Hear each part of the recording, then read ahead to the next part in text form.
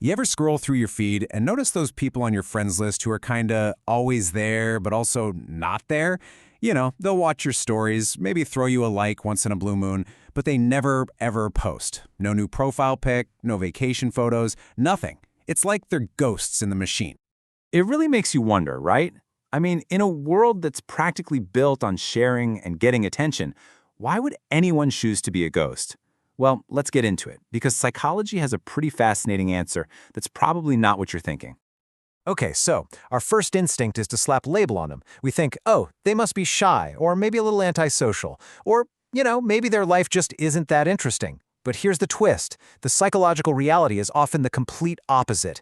It's not a sign of weakness at all. In fact, it's usually a sign of real security, self-awareness, and a quiet kind of confidence. So yeah, let's blow past those easy assumptions. We're going to dig into the real story here and look at what psychology actually tells us about this whole online invisibility thing. And this is the absolute key to understanding it. Their choice to stay quiet online. It's not about something they're missing, like social skills or a cool life. No, it's all about the powerful internal traits they already have. So first, let's look at the bedrock of this whole behavior. Think of it as the architecture of their inner security. These are the core building blocks that let a person feel totally whole without needing a constant stream of likes and comments from the outside world. It really boils down to three main pillars of self-validation. Number one, they prioritize their own privacy over public popularity. Number two, they have a really strong sense of self-awareness. And number three, their self-esteem is genuinely secure. Let's break each of these down. So first up, privacy. Psychologists have found that people who don't post a lot often have what they call a high privacy orientation. That just means they really value having control over their own story and their own mental space. They aren't looking for validation from likes because they get it from within, They rely on self-validation. They don't have to broadcast their wins to feel good about them, which is a huge sign of inner strength. All right, moving on to that second pillar, which builds right on top of the first. It's all about a concept called self-concept clarity. Now, this is a fantastic term. It means having such a solid, stable idea of who you are, your values, your goals, that it doesn't get shaken up by what other people think. You're not chasing trends because you've already done the work to know who you are. To put it simply, their happiness isn't outsourced. It doesn't shoot up or crash down based on how many people liked their last photo. It's an inside job. It comes from within, which makes them way less dependent on the crazy, unpredictable world of social media. And that leads us perfectly into our third pillar, secure self-esteem. We're talking about a kind of confidence that doesn't need a spotlight to breathe. They don't have that nagging need to post selfies to prove they're attractive or worthy because, well, they already feel worthy. Psychologists point out that people with this kind of solid emotional footing are just generally less anxious, they're not constantly seeking approval, and they're way more focused on their actual real-world goals. Okay, so we've got their inner security locked down.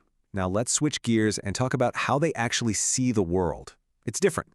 We're going to look at the mindset of this quiet observer and how they see right through the digital illusion that gets so many of us tangled up. This different perspective is really built on two more key traits. First off, they tend to be deep, reflective thinkers. And second, they just get it. They understand the whole performance of social media. They see it for the illusion it often is. Their deep thinking vibe comes from this trait called an internal locus of evaluation. I know, it's a mouthful, but it's a simple idea.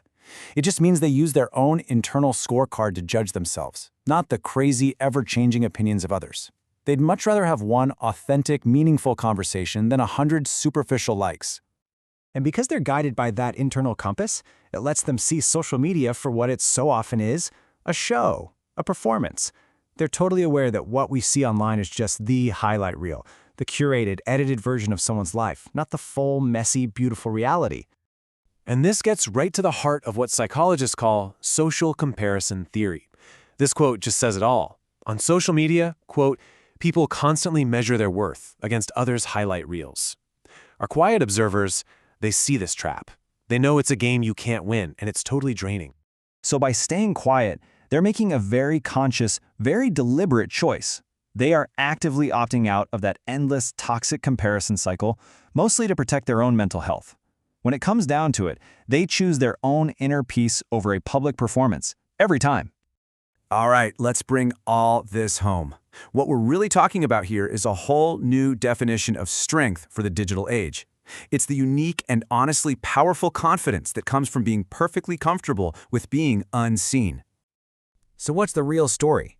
The next time you notice one of those social media ghosts, don't just jump to the conclusion that they're shy or have nothing going on. Remember what we've talked about. It isn't shyness, it's security. It might just be a sign that they're a little more grounded and emotionally intelligent than the rest of us.